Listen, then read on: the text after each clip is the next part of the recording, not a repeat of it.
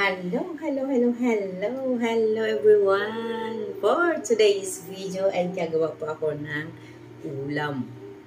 And ayan guys. Ang iluluto ko po ngayon ay lutong pacham. Pacham po. Broccoli. Para po may gulay ang aking mga buliliit. Hugasan po muna natin.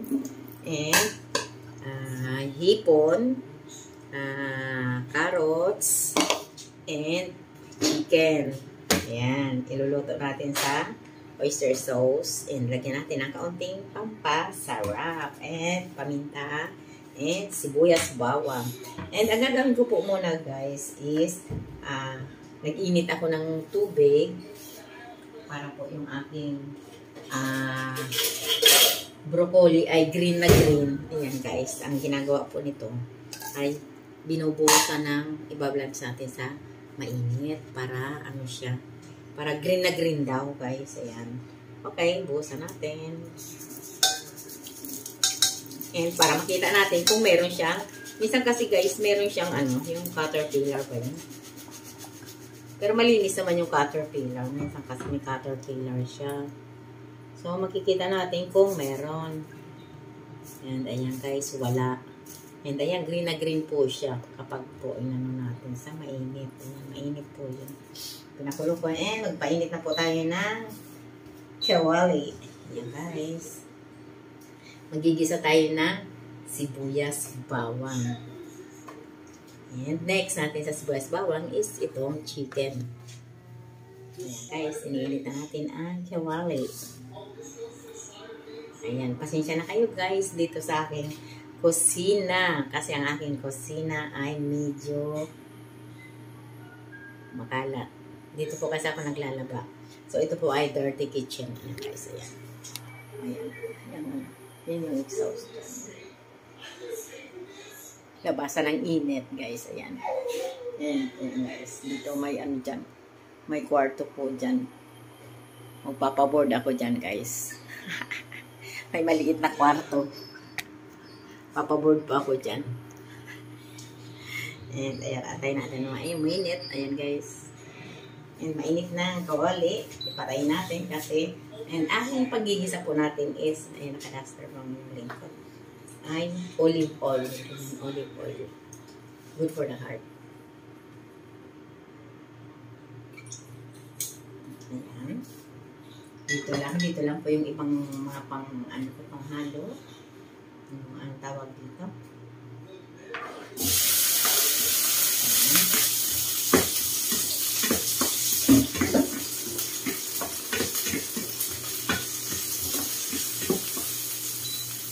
I-on natin. Kasi po, yung kawali ko medyo ano siya, medyo natatakot ako kasi hindi siya non-stick. Stainless siya. Sanay kasi ako doon sa mountain na non-stick. Nakabili kasi ako ng non-stick.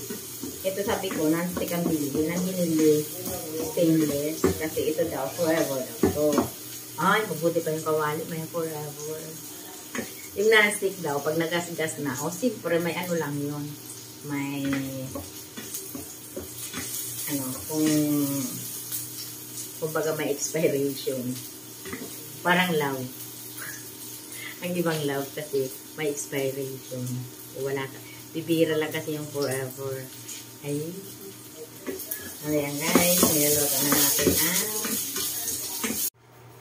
And guys, next natin is ang ayan, yung chicken. Next natin, chicken.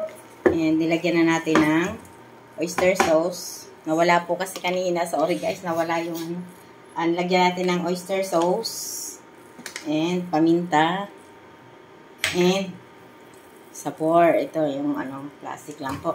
And ayan guys, medyo kumulo na siya. Lalagyan natin ng konting water para po maluto siya.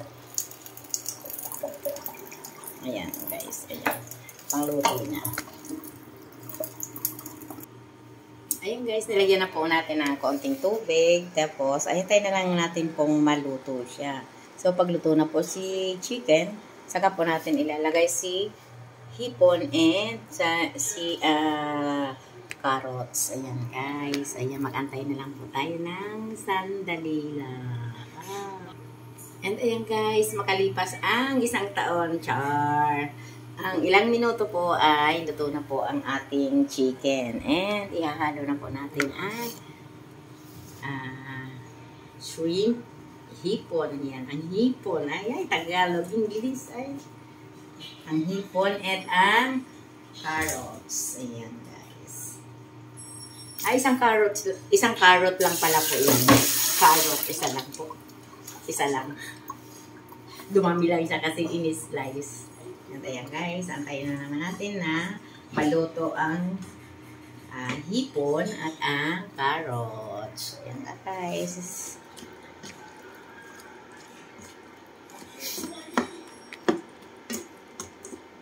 Kailangan po may konting tubig para po ano siya. Ayan o.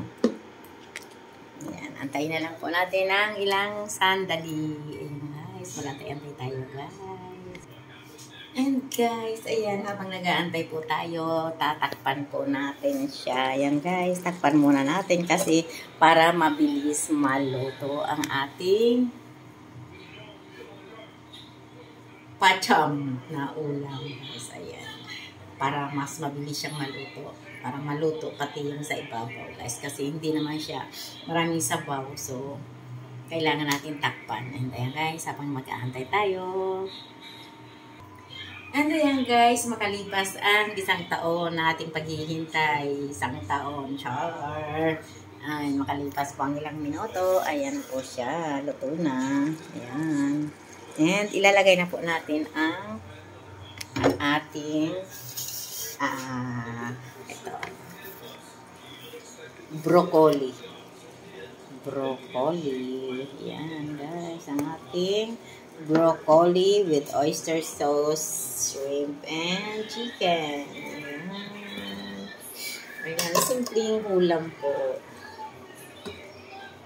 Ang halaga lang po ng broccoli sa ano is 1 pirasong broccoli lang po yan. Good for 4 servings na po ito. And ayan, ilang pirasong hipon. And isang